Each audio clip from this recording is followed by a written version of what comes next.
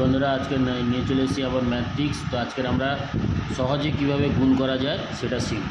দেখো এখানে আছে 12 ইন্টু হচ্ছে 14।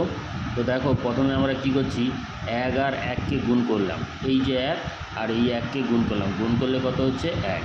এবার পরে কি করছি, 2 আর 4কে যোগ করব, যোগ করলে কত দাঁড়াচ্ছে না 6। পরে আমরা কি করব, আবার 2 আর 4কে পরে যে 2 এবং 4 পরে আমরা গুণ করব, গুণ করলে 4 2 8। তাহলে আমার অ্যান্সার কত দাঁড়াচ্ছে 168। সিম্পল। পরে দেখো আরেকটা দেখাচ্ছি প্রসেস। দেখো প্রথমে আছে 2 আর 2, সেমভাবে আমরা কি করলাম না, প্রথমে 2 আর 2কে গুণ করব, 2 আর 2 গুণ করলে কত দাঁড়াচ্ছে না 4।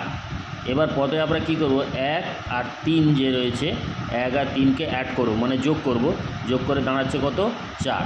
তারপরে কি করব না 1 আর 3কে পরে আবার কি করব, গুণ করব, তাহলে 1 3 3, তাহলে আমার অ্যান্সার দাঁড়াচ্ছে 4 4 3। দেখো কত সহজে সিম্পল অঙ্কগুলো করা যায়।